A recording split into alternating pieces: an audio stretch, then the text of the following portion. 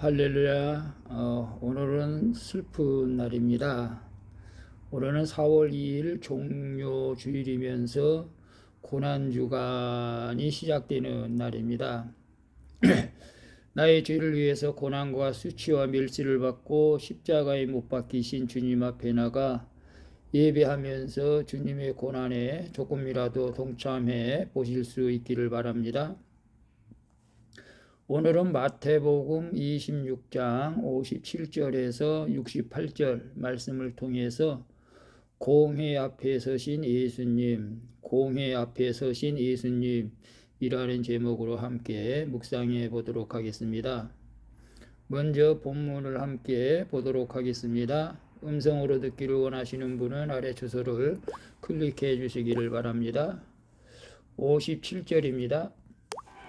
예수를 잡은 자들이 그를 끌고 대제사장 가야바에게로 가니 거기 서기관과 장로들이 모여 있더라. 58절. 베드로가 멀찍이 예수를 따라 대제사장의 집들에까지 가서 그 결말을 보려고 안에 들어가 하인들과 함께 앉아 있더라. 59절. 대제사장들과 온 공회가 예수를 죽이려고 그를 칠 거짓 증거를 찾으매 60절. 거짓 증인이 많이 왔으나 얻지 못하더니 후에 두 사람이 와서 이르되 61절. 이 사람의 말이 내가 하나님의 성전을 헐고 사흘 동안에 지을 수 있다 하더라 하니 62절. 대제사장이 일어나서 예수께 묻되 아무 대답도 없느냐?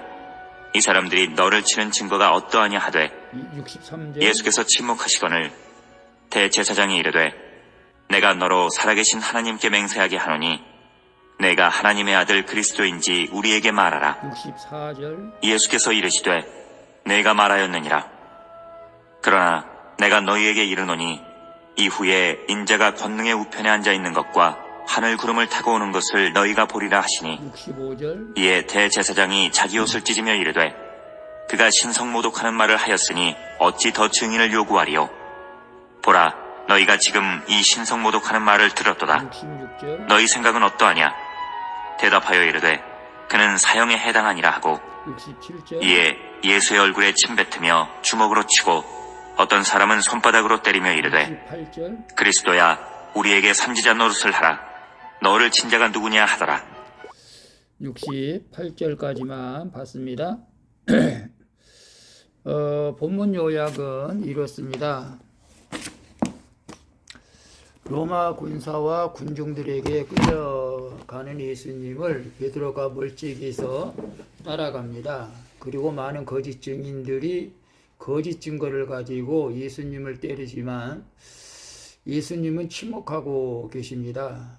그리고 네가 그리스도인지 밝히라는 대제사장의 질문에 예수님이 자신이 누구인지 분명히 밝히고 말씀을 하자 공회는 예수님을 사형에 해당한다는 죄라고 하면서 예수님을 폭행하는 내용입니다. 질문과 묵상하기 1. 나는 언제 주님을 멀찍이 따라갑니까? 아직도 주님을 기복적으로 알고 믿기 때문에 멀찍이 적당히 신앙생활을 하고 있지는 않습니까?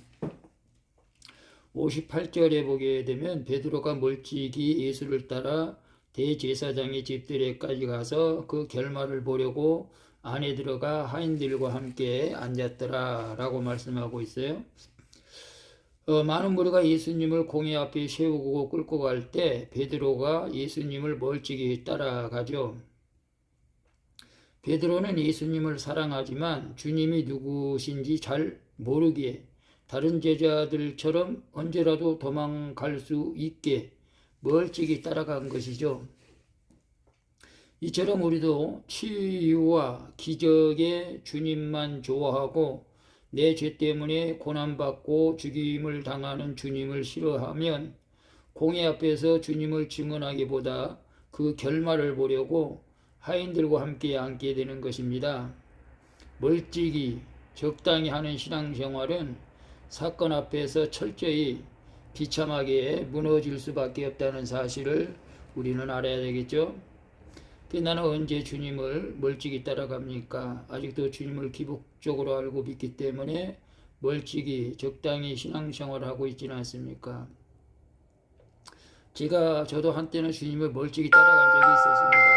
그때 사업한다고 정말로 뭐 제대로 사업도 못했지만은 그냥 형식적으로 주일만 지켰을 뿐이고 전혀 믿음 생활을 하지 못할 때가 있었는데, 우리가 계획대로 뜻대로 되지 않을 때, 또 어떤 면에서 너무 편안할 때, 또 반대로 너무 어려울 때 우리는 주님을 멀찍이 따라갈 때가 종종 있을 것입니다.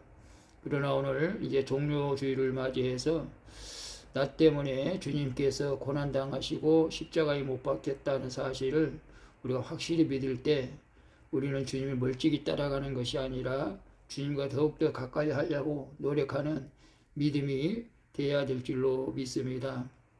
기복적인 신앙생활 아니라 순수의 말씀을 따라 주님과 함께하는 복된 오늘 주일 되시기를 바라겠습니다.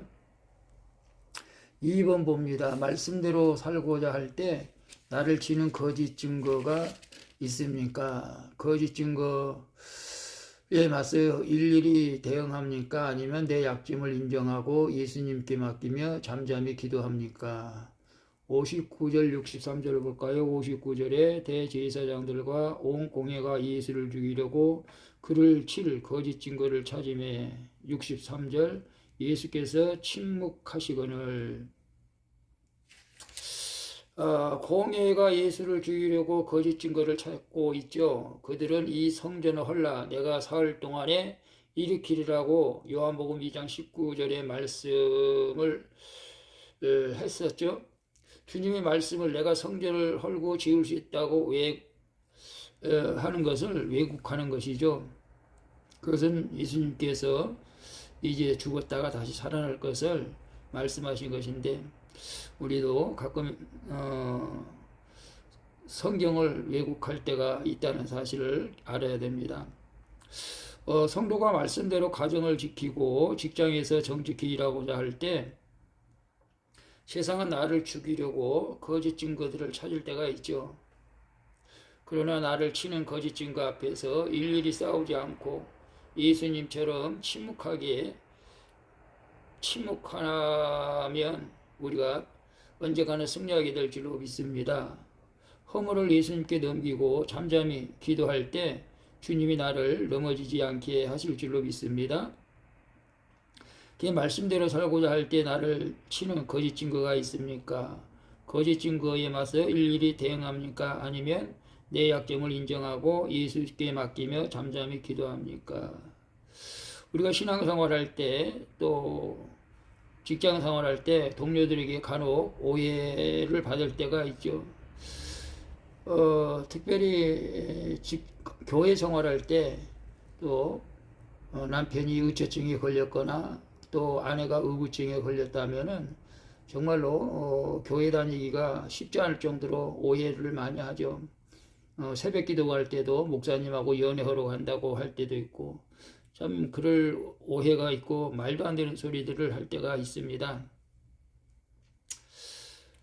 참 그럴 때 우리는 너무 힘들고 어려울 때가 많죠. 오늘 우리가 묵상하면서 그런 일들에 대해서 물론 때로는 오해받지 않도록, 오해를 풀도록 말도 해야겠지만, 그 일일이 또 대응한다면 오히려 또 문제가 커질 수도 있겠죠. 우리의 약점을 인정하고 모든 걸 예수님께 맡기며 기도할 때에 예수님께서 그 모든 문제를 해결해 주실 줄로 믿고 눈물 흘려 기도할 수 있기를 바랍니다. 특별히 의처증, 우울증 가진 부분은 참 신앙생활하기도 어려운 부분이 있습니다. 그럴 때 우리가 눈물 뿌려 기도한다면 반드시 기쁨의 단을 거두게 될 줄로 믿습니다. 3번 봅니다. 예수님이 그리스도인지 말하라고 할 때 나는 침묵합니까? 부인합니까? 아니면 분명히 대답을 합니까? 가정과 직장에서 예수님이 구원자이심을 보여주고자 겪어야 할 고난은 무엇입니까? 64절, 66절, 68절을 보게 되면 64절 예수께서 이르시되 네가 말하였느니라. 그러나 내가 너에게 이르노니 이후에 인자가 권능에 우편에 앉아 있는 것과 하늘의 구름을 타고 오는 것을 너희가 보리라. 66절 너희 생각은 어떠하냐? 대답하여 이르되 그는 사형에 해당하니라 하고 67. 이에 예수의 얼굴에 침뱉으며 주먹으로 치고 어떤 사람은 손바닥으로 때리며 이르되 그리스도야 우리에게 선지자 노릇을 하라. 너를 친 자가 누구냐 하더라. 대제사장이 예수님께 네가 그리스도인지 말하라고 합니다. 그러자 침묵하던 예수님은 분명히 대답하시죠. 그리고 자신이 이후에 하나님 우편에 앉으실 것을 선포하시죠. 이 대답으로 예수님은 이제 사형에 이르게 되죠. 즉 죽음에 이르게 하십니다. 이렇게 우리도 예수님이 그리스도이심을 선포하려면 죽을 각오를 해야 한다는 것이죠. 그래서 선교사님들이 이 예수님을 그리스도라고 선포할 때에 많은 선교사님들이 순교를 하게 되는 것을 봅니다. 돈, 학벌, 권력이 구원자가 아니라 예수님이 나의 구원자라고 고백하려면 죽어지는 고난을 겪어야 하는 것이죠. 가정과 직장에서 말과 삶으로 예수가 그리스도이심을 보여주는 것이 공회 앞에서 예수와 함께 서는 것인 줄로 믿습니다. 그러나 예수님이 그리스도인지 말하고 할 때 침묵합니까? 부인합니까? 분명히 대답합니까? 물론 후자가 되어야 될 줄로 믿습니다. 그러나 우리 지난날에 돌이켜 한번 생각해 볼 수 있기를 바랍니다. 어떨 때는 침묵할 때도 있었고 부인은 하지 않았더라 할지라도 아니하였다 할지라도 분명히 대답을 하지 못할 때도 있었던 것이 아닌가 싶네요. 가정과 직장에서 예수님 나의 구원자이심을 보여주고자 겪어야 할 고난은 무엇입니까? 우리가 편안하게 신앙생활을 하려고 한다면은 예수가 그리스도이심을 보여줄 수가 없는 것이죠. 아무리 힘들어도 교회에 나가야 되고 아무리 힘들어도 기도해야 되고 우리 헌신과 사랑과 기도가 이어질 때에 예수가 그리스도이심을 우리가 보여주는 줄로 믿습니다. 오늘도 거룩한 주일, 종렬주일, 이제 고난주간이 시작되는데요. 조금이라도 예수님의 고난에 동참하면서 금식하며 기도할 때 우리는 예수가 그리스도이심을 증명하는 삶이 될 줄로 믿습니다. 기도하겠습니다.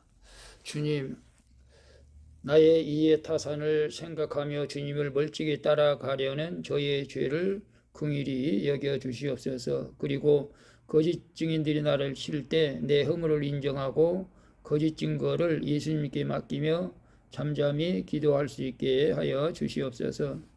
그리고 언제 어디서도 예수가 그리스도라고 고백하면서 예수님의 고난에 동참할 수 있게 하여 주시옵소서.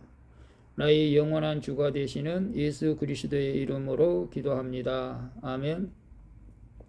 우리 찬송가 139장 오 영원한 내 주 예수 함께 찬양 부르고 마치도록 하겠습니다. 오늘도 주님과 함께하는 복된 주일 되시기를 바랍니다. 샬롬.